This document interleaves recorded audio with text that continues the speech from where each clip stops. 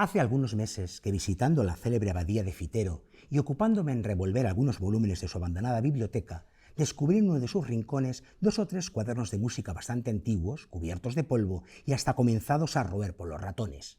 Era un miserere. Yo no sé música, pero le tengo tanta afición que, aun sin entenderla, suelo coger a veces la partitura de una ópera y me paso las horas muertas hojeando sus páginas, mirando los grupos de notas más o menos apiñadas, las rayas, los semicírculos, los triángulos y las especies de etcéteras que llaman llaves, y todo esto sin comprender una jota ni sacar maldito el provecho. Consecuente con mi manía, repasé los cuadernos y lo primero que me llamó la atención fue que, aunque en la última página había esta palabra latina tan vulgar en todas las obras, finis, la verdad era que el miserere no estaba terminado, porque la música no alcanzaba sino hasta el 10º versículo. Esto fue sin duda lo que me llamó la atención primeramente, pero luego que me fijé un poco en las hojas de música, me chocó más aún observar que en vez de esas palabras italianas que ponen en todas, como maestoso, allegro, ritardando, più vivo, a piacere, había unos renglones escritos con letra muy menuda y en alemán, de los cuales algunos servían para advertir cosas tan difíciles de hacer como esto. Crujen los huesos y de sus médulas ha de parecer que salen alaridos. O esta otra, la cuerda aúlla sin discordar, el metal atruena sin ensordecer, por eso suena todo y no se confunde nada, y todo es la humanidad que solloza y gime. O la más original de todas, sin duda, que recomendaba al pie del último versículo: las notas son huesos cubiertos de carne, lumbre inextinguible, los cielos y su armonía, fuerza, fuerza y dulzura. ¿Sabéis qué es esto?, pregunté a un viejecito que me acompañaba al acabar de medio traducir estos renglones que parecían frases escritas por un loco. El anciano me contó entonces la leyenda que voy a referiros. Hace ya un tiempo, cuando tenía activo un blog llamado El Arpa de Becker, les sonará el nombre, llegué a la entrada número 100 y dediqué el texto a una de las novelas de mi vida, Los renglones torcidos de Dios de Torcuato Luca de Tena, que volví a releer después de mucho tiempo y lo llamé Volver al lugar del crimen. Pues hoy hemos vuelto al lugar del crimen, es decir, a Becker, al miserere, a El Arpa, a todo lo que conlleva Becker, porque, Pablo Vilaboy, este es el programa número 100 que grabamos. ¿Quién nos lo iba a decir? ¿No? Pero llegados a este punto habría que decir por qué El Arpa de Becker, por qué ese título en concreto. El Arpa de Becker, todo hay que decirlo, llegó, como las cosas que al final tienen sentido en la vida, de casualidad, de rebote, de carambola y tarde. Pablo Vilaboy fue quien me sugirió abrir un blog en un momento en el que no estaba en la radio como tantísimos años, pues tener una tribuna en la que yo contar mis cosas, escribir, hablar de libros, sobre todo, etcétera, etcétera. Y quería llamarlo Acordes Cotidianos, como un homenaje a Mario Benedetti, que tal vez sea mi poeta favorito. El poema Te quiero, en el momento que dice tus ojos son mi caricia, mis acordes cotidianos. Pero Blogspot me decía que acordes cotidianos no podía ser. Nunca localicé un blog llamado similar, del mismo modo, pero no podía ser. Di vueltas, probé uno, el lado oscuro, por aquello de Star Wars, y no. Y de repente me acordé que yo muchas veces había dicho, yo soy como el arpa, me mantengo aquí en el ángulo oscuro del salón. El Arpa de Becker. De este modo tan prosaico apareció el nombre. Así que te inspiró este gran y único autor del postromanticismo español. Este autor extraño, ¿verdad? Quiero decir extraño porque le tenemos como ubicado donde no le corresponde realmente. Sí, mucha gente piensa que se entronca con el romanticismo puro y duro cuando no, cuando es en todo caso el romanticismo tardío, bebiendo de las fuentes del romanticismo alemán de Heine. Pero bueno, yo creo que es un autor que se le lee menos de lo que se piensa, quiero decir. Todo el mundo conoce su nombre, todo el mundo conoce rimas y leyendas, pero ¿cuánta gente las ha leído? Efectivamente, efectivamente. O sea que tiene en su honor eso, haber traspasado las décadas, los siglos, pero ¿es tan leído como su fama? Pregunto. Yo creo que no, y luego encima eso es como que lo incrustan un poquito en algunos planes de estudio y no se le da el lugar a Becker, porque además eso, nos centramos en las rimas, parece que es un autor, como decir, romántico, fácil en el buen sentido, que alegría y tal, pero luego está la lobreguez de tantas leyendas, cogidas además de la tradición de Europa, no solo de España. Y luego están las cartas de Semicelda, que son bellísimas, de un lirismo que incluso sacude y duele, pero claro, que no tiene nada que ver con lo que llamamos romanticismo. Bueno, las cartas escritas por alguien que sufría tuberculosis, se le da un plus, ¿no? Y después está por descubrir también o por investigar más su faceta de periodismo, que también tenía. Este volumen recoge algunos de los textos periodísticos de Bécquer. O sea que yo creo que habría que volver más y con más interés a Bécquer, no solamente como parte de un plan de estudios o como nombrarlo para quedar bien. Hay que volver más al lugar del crimen, ¿no? Y es que al lugar del crimen seguimos volviendo, porque cuando este programa no comenzaba ni a andar, claro, hay que planificarlo, hay que pensarlo. ¿Por dónde arrancamos? Y uno tiene confianza con alguien como para llamarle y decirle, ¿vendrías? Y a ciegas, en el primer momento, dijo, sí, allí estaré. Y gracias a él echamos a andar. De bien nacidos y ser agradecidos, pero es que encima en el programa número 100 nos trae su nueva novela. Entonces, ¿cómo no quererle? Juan Tranche, bienvenido 100 programas después a El arpa de Bécquer. Pues muchísimas gracias, para mí es un honor, ya sabes que me invites es para mí un honor maravilloso y espero, quién sabe, volver más adelante, ya veremos a ver a qué otro número, ¿verdad? O sea, también dependerá de la novela, ¿no? Pero qué maravilla, porque Gladiadoras de Planeta ha aparecido en el momento perfecto para estar en el programa número 100. Pues, novela de la que tú nos hablaste un poquito en aquella primera visita. Sí, porque en aquella primera visita yo ya tenía más o menos ahí los esbozos de lo que iba a ser la siguiente novela y, bueno, pues 100 programas después se ha hecho realidad. Se ha hecho realidad y es como la soñaste. Es mejor. Aparte de preciosa, de editada magníficamente. Yo creo que es mejor de lo que yo tenía en la cabeza. Al final, yo creo que en este caso siempre, bueno, aunque pongamos la palabra gladiadoras, yo quería narrar un poquito la historia de la mujer en la antigua Roma y yo creo que he conseguido ese propósito. Ahí va yo, porque es verdad, la novela responde a lo que esbozaste y al título, o sea, que viene, le cuadra como anillo al dedo, pero es cierto que tú cuentas mucho más. Sí. O sea, que quien a lo mejor diga, uff, tanta gladiadora, no, tranquilo, las gladiadoras están muy bien dosificadas a lo largo de la novela, porque ocurren muchas cosas en ella. Sí. Pero fundamentalmente, como dices, te fijas, mira, en aquello que además todavía seguimos discutiendo, para mal, porque ojalá estuviera superado, que son las víctimas de segunda fila, las que no se consideran ni víctimas. Exacto. Esas son las que están realmente en el epicentro de tu novela. Sí, evidentemente lo que tú muy bien dices, ¿no? Evidentemente la novela empieza como algo que tiene que ver con el mundo de las gladiadoras, ¿no? Yo me quise narrar en un mural que hay, bueno, un mural no, una pieza de mármol que es el relieve de Halicarnaso, donde es la única prueba que tenemos arqueológica de que las mujeres gladiadoras existieron.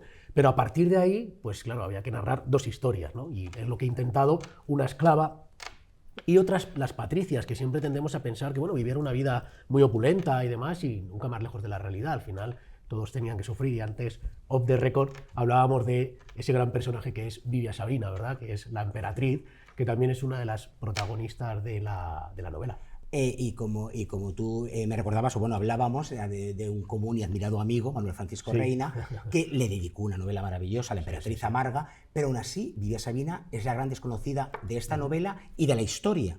La emperatriz junto a Adriano. Sí. Adriano todo el mundo le ubica, aunque solo sea por Margarita y Ucenar, y por otro que vivimos ahora, por otro personaje muy relacionado, claro, con Adriano, pero Vivia Sabina es como el personaje desconocido, como tantas veces la mujer apartada de la historia. Eso es, al final además es verdad que Adriano, para muchos odiado, para otros ahora considerado vamos con ello también, uno de los mejores emperadores que hay. Los 5 emperadores buenos. Exactamente, uno de ellos. Segundo emperador hispano, pero siempre se había hablado mucho de la relación entre Adriano y Antino. Pero nunca se había visto el sufrimiento de esa emperatriz, y lo dejamos ahí, para que la gente pueda descubrir el personaje. Para mí, uno de los personajes, además, probablemente el personaje, bueno, mi carrera de escritor es muy corta todavía, es la segunda novela, pero sí te puedo decir que es probablemente el personaje que más me ha costado escribir, el personaje de Vivia Sabina, porque es una depresión completa, ¿no? Y meterme, de verdad que quedaba, cada vez que terminaba de escribir algo de ella, quedaba realmente agotado.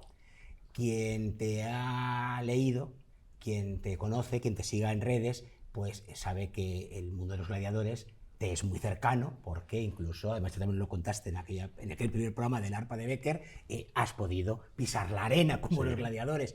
Por eso cuentas con esa viveza, los combates, Ajá. que es que a uno le duelen, los huele, los siente. Y además los coreografías fantásticamente porque hablas de lo que está ocurriendo en las gradas y vuelves a la arena. Como haces el propio storyboard ya, para la adaptación. Sí, ¿no?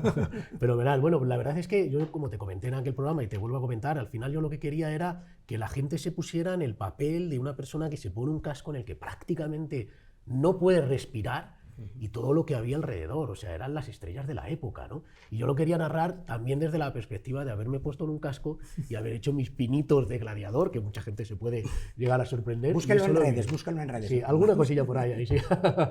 Pero yo quería narrar eso, que la gente después de cada combate, pues un poco lo que se suele decir, que te pegaras una ducha para quitarte la arena, para quitarte la sangre, ¿no? Y para quitarte un poco... Y al final, bueno, pues es lo que he buscado. Sobre todo y especialmente en este combate que hablábamos, el combate entre Aquilia y Amazona, que es el combate final. El combate de todos los combates, digámoslo así. Sí, por eso lo llamo un poco el duelo de la eternidad, porque al final si nosotros tenemos y echamos la vista, fíjate que las gladiadoras, que mucha gente llamarlo contexto, sí, las gladiadoras existieron, que es una de las cosas que todo el mundo me pregunta, pero ¿las mujeres gladiadoras existieron? Sí, sí existieron, tenemos esta prueba y además hay un pequeño detalle, que por eso le llamo el duelo de la eternidad, porque si echamos la vista a todo el mundo de los gladiadores, no hay ninguna pieza de mármol que de alguna manera haga un homenaje a un combate. Sí lo tenemos en mosaicos, pero no en una pieza de mármol como se podía considerar que era este mosaico, este relieve que probablemente adornaba alguna de las arcadas o alguna de las puertas del anfiteatro. Por eso el hecho de que un combate de mujeres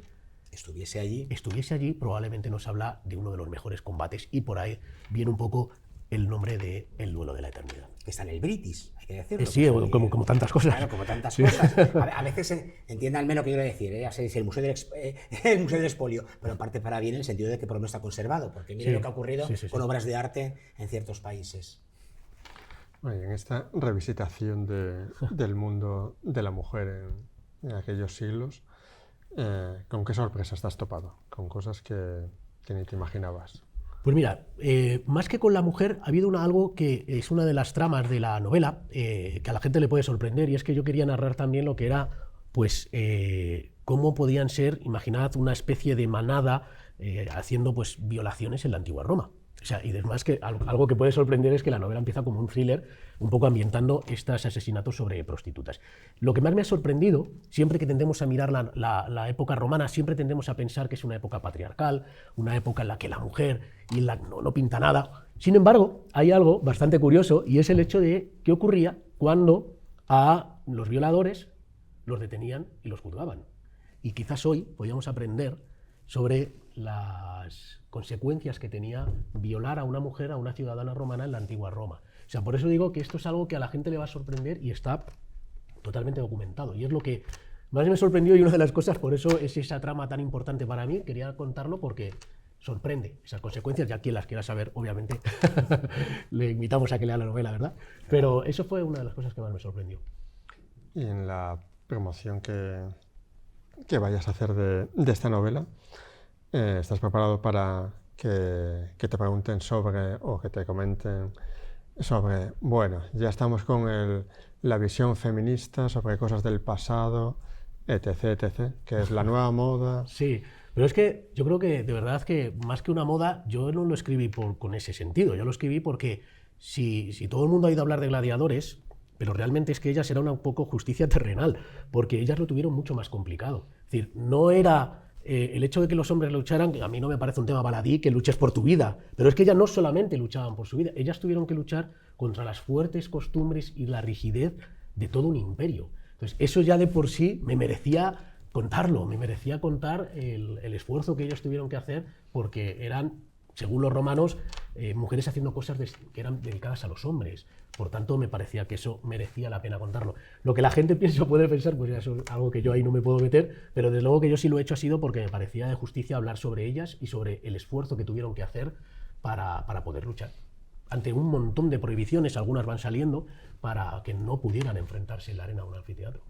Pero bueno, ¿estás preparado para tener que justificarte? Sí, espero que sí. Ya hablamos en aquella visita por tu primera novela del honor, y que se llamaba Los gladiadores infames. Sí. Y sin embargo aquí vuelves a reivindicar ese honor del combate porque la mayoría de los gladiadores y gladiadoras no quieren ganar con deshonor. Si se le ha caído el escudo y no puede recuperar el escudo, yo también dejo mi escudo para estar en igualdad de condiciones. Si está abajo, incluso le ayudo a levantar o espero que se levante, pero no me ensaño con él. ¿Verdad? Ese honor que había, a pesar de que sabían que eran los más aclamados, pero luego los más vilipendiados, los infames. Exacto. Además, eso es una de las cosas muchas veces cuando la gente me dice, ¿y por qué te gustan tanto los gladiadores?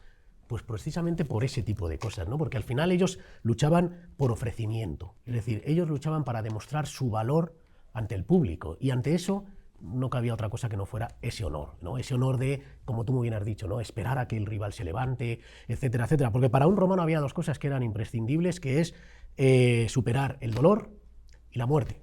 Y eso lo representaban los gladiadores. O sea, toda persona que haya podido superar el dolor y la muerte no tiene miedo a morir, por tanto, puede vivir libremente. Y eso es algo que los gladiadores lo hacen de una manera. Por eso era tan importante que un gladiador o una gladiadora mostrara todo ese valor, toda esa manera de enfrentarse de una manera estoica a la muerte. Por eso es el motivo por el que me gustan tanto los gladiadores y las gladiadoras. Como decíamos, Vivia Sabina para mí un personajazo, porque es verdad que a pesar de la novela de Manuel Francisco, poco más había leído o buscado sobre ella hasta que tú me la traes al recuerdo y la veo, con lo cual todo me sorprende mucho para bien, pero claro, luego uno mira, igual que ocurre con Adriano, con Antino, que hay diferentes historiadores, diferentes teorías, historias. ¿Cómo has aunado, cómo has ido combinando para lo que tú querías contar, que la leyenda, la realidad, sí, lo que no está demostrado al 100%, pero confluyan en el modo admirable que lo hace, por cierto? Muchas gracias. La verdad es que era difícil, porque tenemos que tener en cuenta que todo lo que, o prácticamente casi todo lo que nos ha llegado de ellos es sobre la historia augusta. Y la historia augusta es un poco como la prensa sensacionalista de la época. Es decir, hay que cogerla con pinzas, pero había cosas que eran muy curiosas y que a mí me parecían muy creíbles, y otras, pues obviamente, que había que intentar rellenar, ¿no? Y bueno, es lo que he procurado hacer. Es decir, he procurado contar una historia, como decía un poquito también antes, en el cual siempre se había hablado de ellos dos, y yo quería contar la visión de ella, porque para mí esto era una novela en la que las protagonistas tenían que ser ellas, como decíamos, ¿no? Que sea un poco la visión de la mujer en la antigua Roma, y por eso quería y me parecía importante. En Espículos devolviste a Agripina a su lugar también, por ejemplo. Sí, ¿no? sí, sí. Es que Agripina es Agripina. Claro, es un guiño aquí. Fíjate qué diferentes, ¿no? Agripina de Vivia Sabina, dos personajes, dos emperatrices, pero el día y la noche. Sí, o sea, sí, sí. una por esa valentía de decir, como yo siempre he dicho, como es el caso de Agripina, de decir, aquí estoy yo, en un mundo gobernado por hombres, y todo lo contrario puede ser el personaje de Vivia Sabina, ¿no? Una persona que, bueno, pues al final estaba a la sombra de... Y eso que está considerada augusta, que esto es algo muy... Sí. Porque se decía que Adriano, esta historia augusta nos hablaba de que Adriano realmente la odiaba. Así que era una situación muy difícil la de ella. Aunque Adriano considera que ser diferente es su mayor logro. Sí. Qué personaje, Adriano. Sí. Yo creo que Magueyo Cenar le hizo demasiado simpático entre tú y yo. Sí. Es que hay de todo, es decir, al final hay un montón de historiadores, hay un montón de estudios sobre Adriano, algunos nos narran que era un grandísimo emperador y otros le odiaban. Es verdad que Adriano tenía cosas como, por ejemplo, no sabemos si esto será realidad o no, pero decían que le sacó los ojos a un esclavo porque le sirvió un plato y no le gustó. Es decir, hay que saber un poco discernir también, pero bueno, yo quería irme más un poquito a esa relación con Antino, y un hombre también atormentado en un mundo en el que estamos hablando de ser diferente, el hecho de, por mucho que se decía, porque a él le llamaban despectivamente el grieguito. Los romanos todo lo que sea griego lo odiaban. ¿Y por qué le llamaban el grieguito? Por esta relación Con Antino, con Antino, homosexual. Bueno, ¿y cómo te enfrentas a una segunda novela? Bueno, la verdad es que pues, yo creo que con un poquito más de tablas que con la primera. La primera siempre es una aventura, y la segunda es que lo tenía muy claro desde el principio. Es decir, yo narré un poquito lo que era la estructura basándome en ese combate que hemos hablado de Aquilia y Amazona, y en un pequeño detalle, y es el hecho de que ellas tienen los cascos en el suelo, y eso me llamó muchísimo la atención, y mi pregunta empezó diciendo ¿por qué se quitaron el casco? Entonces, a raíz de ahí empecé un poco la casa por el tejado, porque yo empiezo un poco sobre ese final y cómo tengo que llegar a ese final. Entonces, bueno, dos gladiadoras, dos historias, pero bueno, me he visto mucho más seguro, y la verdad es que tenía muy claro desde el primer momento lo que quería contar, cómo lo quería contar, y bueno, pues ahí está el resultado. Como muchos dicen que es peor enfrentarse a la segunda que a la primera. Bueno, también te digo que tenía la suerte de que cuando yo estaba escribiendo la segunda todavía la primera no había salido. O sea, no, es decir, que prácticamente la acabé cuando fue a salir Espículos. Es verdad que luego hemos hecho muchísimas mejoras, hemos trabajado mucho en perfeccionarla y en que haya llegado así, la hemos rebajado mucho y demás, pero quizás a lo mejor esa no presión todavía de la primera pues influyó en que saliera. Yo para mí estoy, como decía antes, estoy súper satisfecho del resultado y ha quedado mucho mejor de lo que yo esperaba. Es una novela con al menos 3 clímax y sobrevives a ellos, quiero decir, para que la historia continúe. Obviamente los voy a destripar. Bueno, uno es histórico en el sentido pero les cuento cómo lo narra Juan Tranche. Es la muerte de Antino, es como el primer clímax, luego está ese juicio al que hacías mención y llegaremos al duelo de la eternidad. Sí. Y si algo consigues que la novela es como que no se ape de las cimas. Sí, bueno, al final eso es un logro. Sí, yo quería contar esas 3 tramas y además había ese detalle que has contado que yo quería contar también el juicio. El juicio me parecía muy importante por lo que comentaba antes a Pablo y es el hecho de las consecuencias que tenía que los violadores en la antigua Roma. Me parecía muy importante de contarlo. Y lo cuentes con una viveza que, vamos, Gracias. la tita Ágata estará contenta porque es el mejor heredero de testigo de cargo. Ah, bueno, pues nada, muchas gracias. Porque además también se basa en eso, una declaración que deja a todo el mundo con la boca abierta y sin aliento, pero claro, sin posibilidad de que los jueces tomen otra decisión más que la que toman. Claro, exactamente. Y sobre todo por la importancia que era el hecho de que por ser un infame, ahí no puedes declarar. Eso me pareció... Y bueno, ya lo que decimos. Una mujer prostituta salir a un juicio era una auténtica locura. Juan, ¿y ahora qué? ¿Ahora qué? Bueno, ahora... Ha habido gladiadores, ha habido gladiadoras. Ahora a disfrutar de este trabajo, claro, que por han sido supuesto. 3 años a disfrutarlo, pero sí que ya estoy ya pensando en la tercera, pero yo creo que me quedo en la antigua Roma porque al final es mi hábitat, pero sí que creo que voy a abandonar un poquito el mundo de los gladiadores, porque creo que con Spículus y con Gladiadoras ya he contado un poco todo lo que quería contar sobre el mundo de los gladiadores. Así que bueno, voy a intentar pues el propósito de seguir en la antigua Roma, pero cambiar de tema. Ahí lo dejo. A ver si tenemos la suerte de poder coincidir en un 200, 150, en alguno de estos. Ya sería maravilloso. Pues pongamos número. Pues 100 más. 100 más. Hay tiempo entonces. Pues sí, tenemos, sí, bueno, 50 igual es poco. Tampoco queremos ser aquí presionarte más de lo debido. De verdad, Juan, muchísimas gracias por tus novelas, muchísimas gracias por tu generosidad y por no dudarlo. Cuando esto no era nada, que podría haber sido, adivine usted qué, él dijo, yo estoy allí, jugándotela con tu primera novela. Sí. Igual te podía haber perjudicado esto. No, al contrario. Y hiciste sonar el arpa como nunca soñado. Sí. Bueno, además ya sabes que he tenido cuidado de que todo estuviese en su sitio, ¿verdad? Tú y yo sabemos de qué. Una broma privada. Y para mí ha sido un honor y es un honor estar aquí con vosotros. Pablo Vilaboy, nos tenemos que llevar el arpa al ángulo oscuro del salón. Pero hoy me van a permitir ustedes que me tome un minutito más para mandar el arpa al ángulo oscuro del salón, porque por fortuna uno lleva mucho tiempo en esta profesión y ustedes nos ven aquí, en este caso, claro, delante de las cámaras, cuando hemos hecho radio nos escuchan, estamos delante del micrófono y parece que uno llega, lo hace que bien, le han dado más o menos cuerdas, se lo ha preparado más o menos, y adiós. Esto es un trabajo de un equipo, este es el trabajo de gente que día a día se esfuerza muchísimo más que quien está aquí delante, que al fin y al cabo luego llega, simplemente da la cara y poco más, y consigue que todo esto fluya. Pero voy más allá. Cuando esto ni se imaginaba, hubo alguien que creyó en un servidor, y esa persona es María José Peláez, la directora de Déjate de Historias Televisión, querida amiga de muchos años en Radio Intercontinental y en algunos otros medios, pero sobre todo en Radio Intercontinental, que me dijo, ¿podrías venir una vez por semana a hablar de libros? ¿Te apetece? No sé si lo tenía claro o no, pero no sé. Yo pensaba que el periodismo y yo ya habíamos roto las peras definitivamente y no había nada que hacer. El caso es que alguien llamado Pablo Vilaboy, que cree en mí siempre muchísimo más de lo que puedo creer yo, me dijo, adelante, ¿por qué no? El arpa que suene un poquito más alto, un poquito más fuerte. Entonces dije, vamos a ver con ello. Y luego vino la otra cómplice necesaria, Pepa Muñoz, de Locura de Libros, nuestra coordinadora, que dijo, pero ¿cómo no? Eso lo haces tú casi dormido. Bueno, Pepa, quitándole horas al sueño sobre todo, pero... Y esto hecho a andar. Tengo que agradecer, por supuesto, a toda la gente que ha confiado y que confía y viene a presentar aquí sus libros. Hoy, por cierto, además tengo que decirlo, sin Fátima Santana de Planeta, esto no hubiera sido posible o tan posible, o en el programa 100, hubiera tenido que ser en otro programa. Gracias, Fátima, porque ha sido en el 100. Y en Fátima personalizo lo que las gentes de prensa de diferentes editoriales hacen día a día por este programa, dándonos contenidos, libros y autores.